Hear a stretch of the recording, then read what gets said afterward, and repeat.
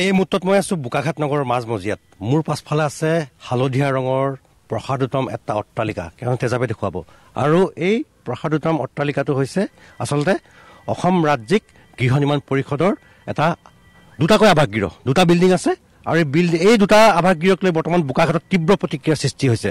যি সময়ত মুখ্যমন্ত্ৰী ডক্টৰ হিমন্ত বিশ্ব শৰ্মাই দুৰ্নীতি আৰু অনিয়মৰ বিৰুদ্ধে কঠোৰ ব্যৱস্থা গ্ৰহণ কৰিছে, সেই সময়ত বোকাখাটৰ এগৰাকী জনপ্ৰতিনিধিৰ বিৰুদ্ধে অভিযোগ উঠিছে দুটাকৈ।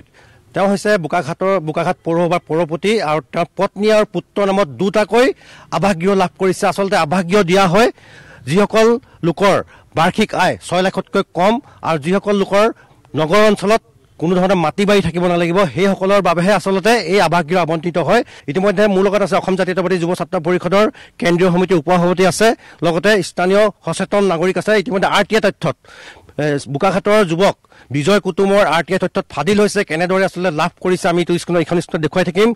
বোকাখাটৰ চেয়াৰমেনে দুটাকৈ কোঠা লাভ কৰিছে ইয়াত, আৰু লগতে বহুকেইগৰাকী ৰাজনৈতিক নেতাই ইয়াত কোঠা লাভ কৰিছে বেআইনীভাৱে। কিশোৰ চেত্ৰী আছে, তেওঁ বোকাখাটৰ সচেতন যুৱক। আপোনাৰ RTI তথ্য আপোনাৰ হাতত পৰিছে, কি হৈছে?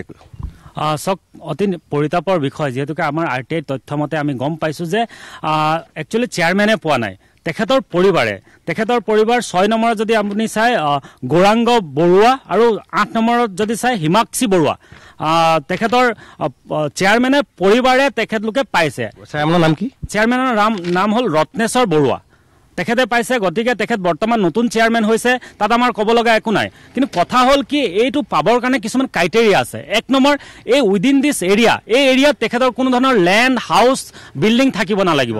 তো তেখেতলোকৰ নিশ্চয় আছে। তেখেতৰ মৌমাইকী গাঁৱতে ঘৰ, চবেই জানে, এইবাৰ জিকাইছে চবে। তেখেতে শপতনামা দাখিল কৰিছে ইলেকশ্যনৰ টাইমত, তেখেতৰ ঘৰ আছে। গতিকে ঘৰ মাটি থকা মানুহক কিয় এলটমেণ্ট ল'লে, সেইটো এটা অতি পৰিতাপৰ বিষয়। আৰু এটা কথা আপোনালোকক জনাব বিচাৰোঁ, একেটা পৰিয়ালৰ আৰু এটা পৰিয়ালে পাইছে, অৰ্জুন চেত্ৰী আৰু পুনম চেত্ৰী, একেটা পৰিয়ালৰ। তেখেতলোকে কেনেকৈ পালে, তেখেতলোক কোন হয়? আৰু এটা অতি পৰিতাপৰ বিষয়, এজন ব্যক্তি য'ত চাকৰি কৰে, ৰূপজ্যোতি ভৰালী, তেখেতৰ ঘৰ চাপজুৰিত, আমি সৰুৰ পৰাই দেখি আহিছোঁ। তেখেতে কেনেকৈ পাবলৈ সক্ষম হ'ল, এইটো এটা পৰিতাপৰ বিষয়।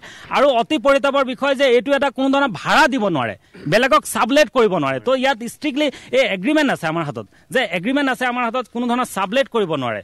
গতিকে তেনে ক্ষেত্ৰত কালি আমি দেখিব পাইছো এগৰাকী মহিলাক 4,000 টকাত ভাড়া দিছে। মুখ্যমন্ত্ৰীয়ে যি সময়ত কঠোৰ ব্যৱস্থা গ্ৰহণ কৰিছে, হয়, আমি ডক্টৰ হিমন্ত বিশ্ব শৰ্মা ডাঙৰীয়া অসমৰ মুখ্যমন্ত্ৰী, তেখেতক আহ্বান জনাইছোঁ, তেখেতে দুৰ্নীতিৰ বিৰুদ্ধে যথেষ্ট ষ্ট্ৰিক্টলি একশ্যন লয়। গতিকে আমি আহ্বান জনাইছোঁ যাতে এই ব্যৱস্থাৰ ওপৰতো ষ্ট্ৰিক্ট একশ্যন লোৱা আমি কৰিবলৈ মুখ্যমন্ত্ৰী ডক্টৰ হিমন্ত বিশ্ব শৰ্মাক তেওঁলোকে অনুৰোধ জনাইছে। অসম জাতীয়তাবাদী যুৱ ছাত্ৰ পৰিষদৰ কেন্দ্ৰীয় সমিতিৰ উপ-সভাপতি আছে।